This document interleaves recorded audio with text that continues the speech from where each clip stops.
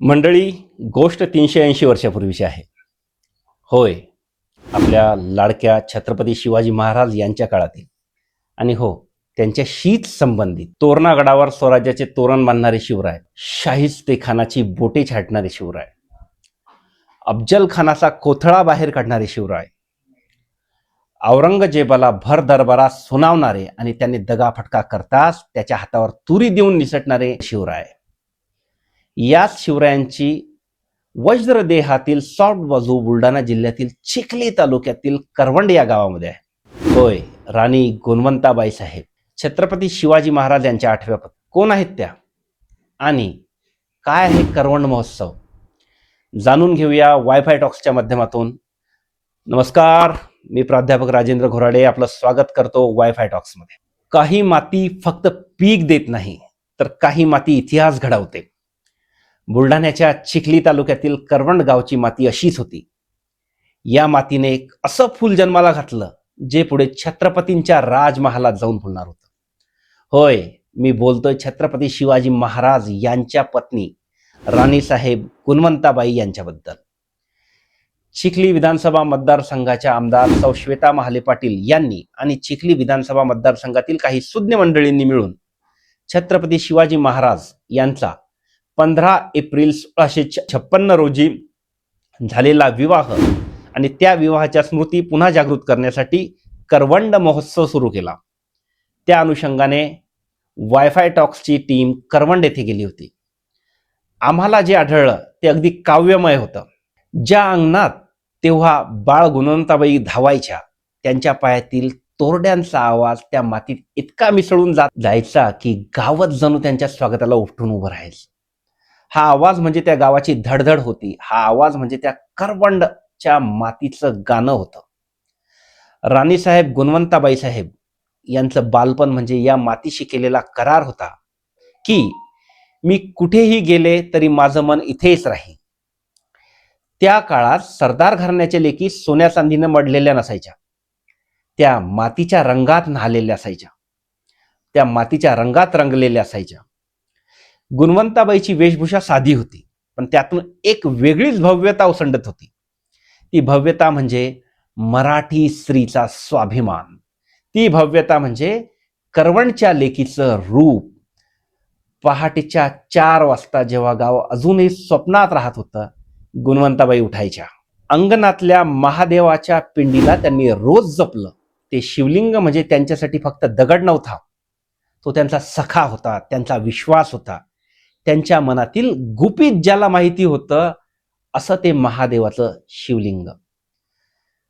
त्या शिवलिंगाला पूजण्यासाठी रानफुलं त्यांनी स्वतःच वेचलेली, बेलाची पानं त्यांनी स्वतःच धुतलेली, कारण त्यांना माहिती होतं देवाला श्रीमंती नाही, भाव हवा असतो.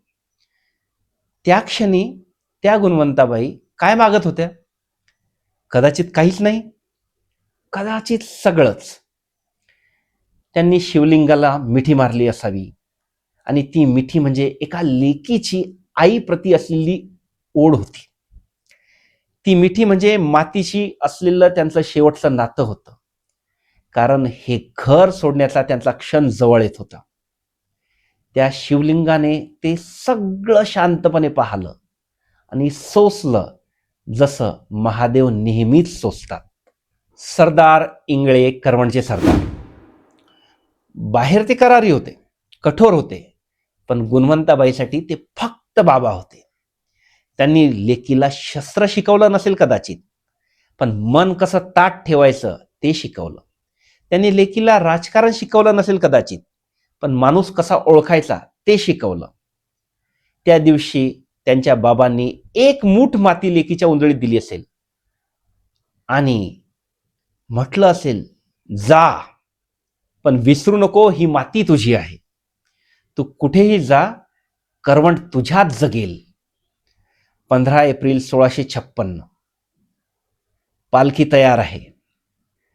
गुणवंताबाई निघायच्या आधी वाड्याच्या उंबऱ्यावर थांबतात, मागे वळून पाहतात. ते अंगण, ती शिवपिंड, ते आंब्याचं झाड, त्यांचे वडील, त्यांच्या आवाजातील हुंदका.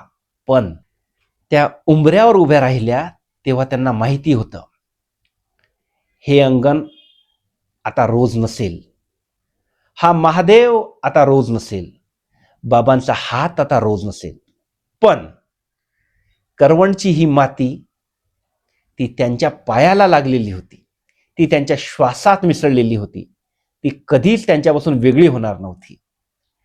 पालखी निघते, गुणवंताबाई आतून एकदा मागे पाहतात, डोळे ओले, पण चेहऱ्यावर एक शांत आणि ठाम भाव.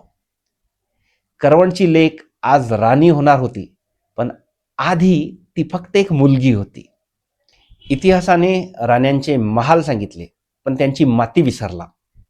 आज आपण ती माती आठवण करत आहोत. चिखली तालुक्यातील करवंड गावची माती, जी राणी गुणवंताबाईच्या पायाला लागली होती, ती माती आजही त्यांची वाट पाहत आहे. ती माती आजही त्यांची गाणी गाते.